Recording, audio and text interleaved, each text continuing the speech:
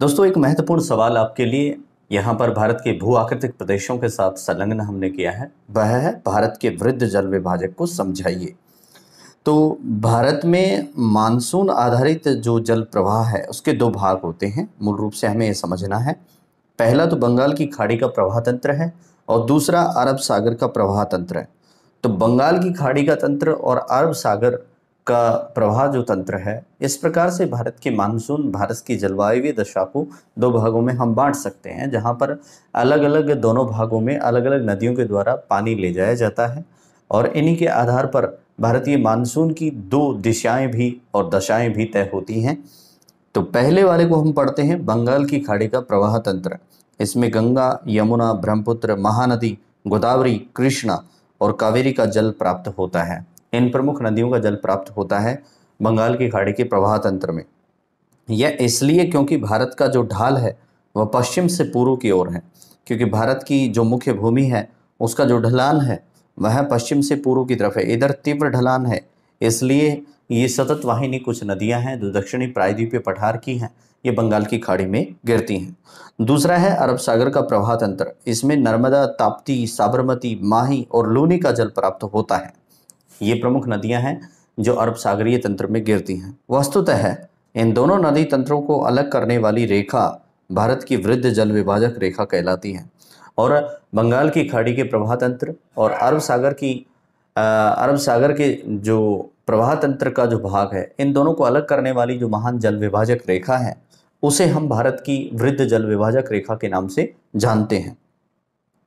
यह जल विभाजक रेखा पश्चिमी घाट, सतपुड़ा, विंध्याचल तथा अरावली की चोटियों से होकर गुजरती है और इस प्रकार से यह जो जल विभाजक रेखा है, यह पश्चिमी घाट, सतपुड़ा, विंध्याचल और अरावली की जो चोटियां हैं उनसे होकर गुजरती है और यहाँ की प्रमुख पर्वत चोटियों में जो मानसून को काफ़ी हद तक ये प्रभावित करती हैं, इनमें तमिलनाडु की महेंद्रगिरी, केरल की अनाईमुडी, कर्नाटक की मुलनगिरी, महाराष्ट्र में महाबलेश्वर और कलसूबाई, मध्य प्रदेश में सतपुड़ा की धूपगढ़, विंध्याचल में अमरकंटक और जनापाव, वहीं राजस्थान में अरावली की गुरु शिखर, शिमला और मानसरोवर प्रमुख पर्वत चोटियां हैं जो इस जल प्रवाह तंत्र को प्रभावित करने का काम करती हैं, यहाँ पर मानसूनी तंत्र को प्रभावित करने का काम करती हैं।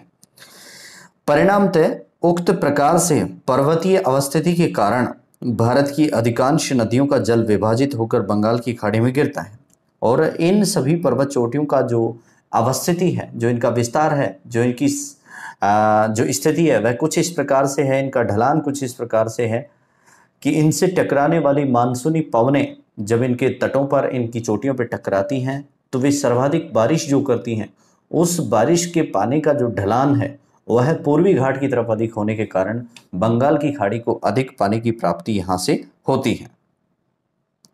तो ये था हमारा महत्वपूर्ण क्वेश्चन। अब इसको जान लेते हैं। देखिए, भारत की प्रमुख उत्तरी सीमाएं और नियंत्रण रेखा।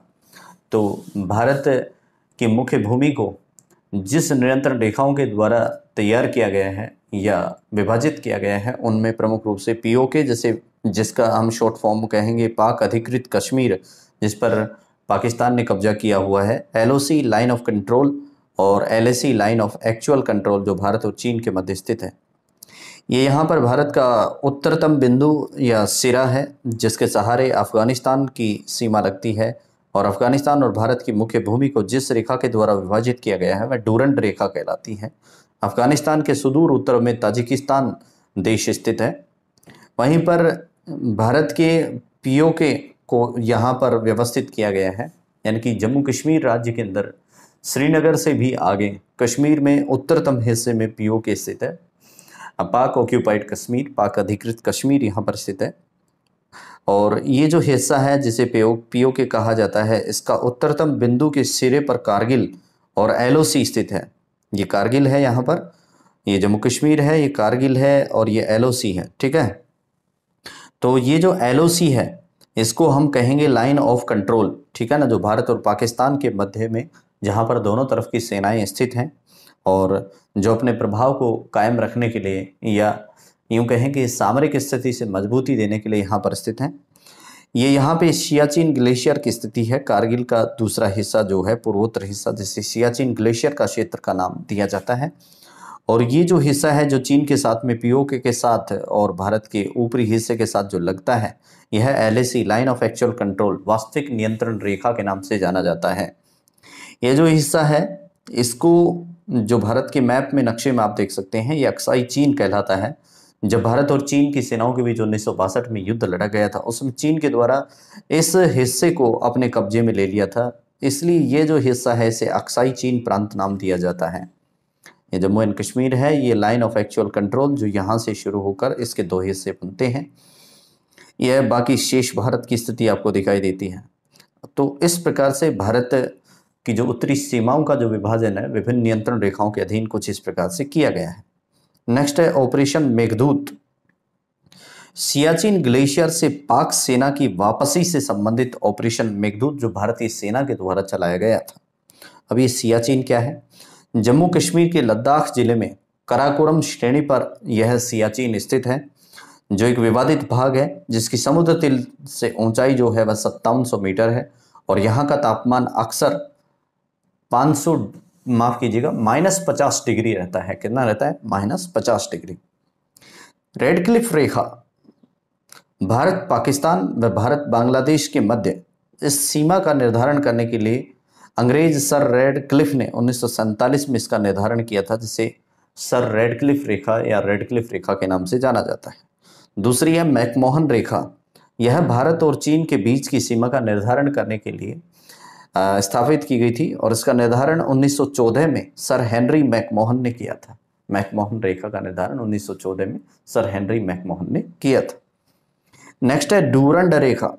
भारत और अफगानिस्तान के मध्य डूरंड रेखा जो है वह भारत और अफगानिस्तान के मध्य नियत की गई थी। 1896 में सर मोंटीमर डूरंड ने इसकी संस्थापना की थी, डूरंड रेखा के नाम से सर मोंटीमर डूरंड ने। और नेक्स्ट है पीओके पाक ऑक्यूपाइड कश्मीर। 1947 में जब आज़ादी के बाद पाकिस्तान ने स्थानीय कबायली लोगों के सहयोग से जम्मू कश्मीर रियासत पर हमला किया था और फिर इस हिस्से को अपने कब्जे में ले लिया था कबायलियों के द्वारा पाकिस्तान ने, तो ये कब्जे वाला भाग ही पीओके कहलाया है। वस्तुतः यह जम्मू और कश्मीर का हिस्सा है, परंतु वर्तमान में यह पाकिस्तान के कब्जे में है, जिसको निरंतर रूप से संघर्ष वाला क्षेत्र कहा जाता है और इसे पाने के लिए भारत प्रयत्नशील रहा है और वर्तमान में भी उसकी प्रयत्न जारी है।